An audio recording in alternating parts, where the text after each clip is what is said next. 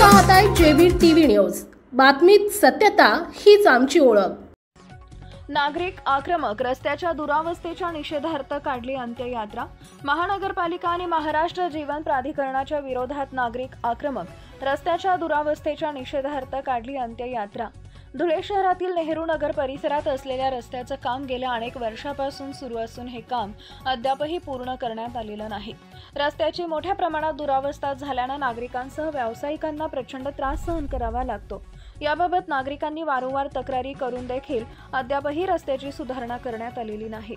महाराष्ट्र जीवन प्राधिकरण आणि धुळे महानगरपालिका यांच्या माध्यमातून या रस्त्याचं काम सुरू करण्यात आले होते, मात्र रस्ता ठिकठिकाणी खोदून ठेवण्यात आल्यानं नागरिकांना तसेच या भागातील व्यावसायिकांना प्रचंड त्रास सहन करावा लागत आहे। हे विशेष, रस्त्यावरती खोदण्यात आलेल्या खड्ड्यात पडून 2 जणांना आपला जीव देखील गमवावा लागला होता।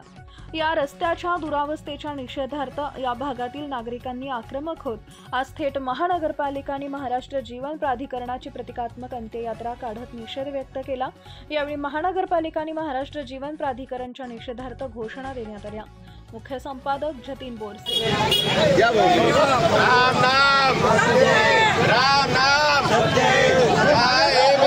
पटेल कॉन्ट्रॅक्टर या MM पटेल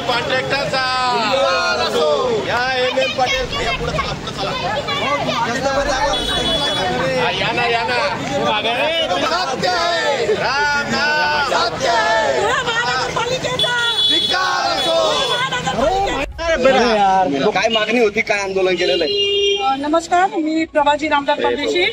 आज आम्ही जे आंदोलन केलेलं आहे, मागील 3 वर्षापासून वाडी भोकर रोड आणि वडेल रोडची समस्या आम्ही सतत जीवन प्राधिकरण धुळे महानगरपालिकेकडे मांडत आहे, तरी पण त्यांचा निर्लज्जपणा इतका आहे की आमचं दुर्भाग्य बघा, बाप्पाचं आगमन या खड्ड्यांमधून झालेलं आहे। इतका दुर्दैवी प्रकार झालेला आहे ना, बाप्पांचं आगमन पण झालं, विसर्जन पण खड्ड्यात झालं।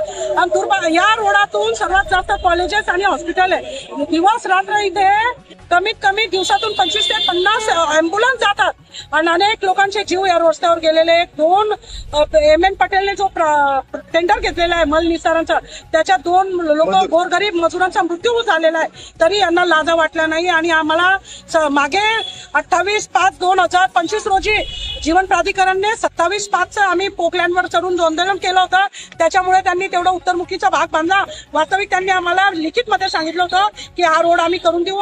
फोनवर पण त्यांचं माझं बोलणं झालं होतं।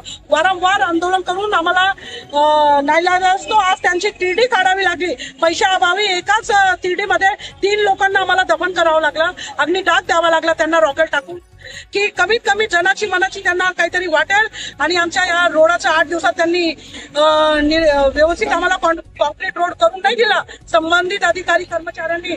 तर या तिड्या त्यांच्या दारातच मी प्रत्येक 3 लोकांच्या दारावर काढेल, ही त्यांनी दक्षता घ्यावी आणि सर्व जे पण जबाबदार असेल ते सर्व धुळे महानगरपालिका जीवन प्राधिकार संबंधित कर्मचारी अधिकारी जबाबदार राहतील याची नोंद घ्यावी।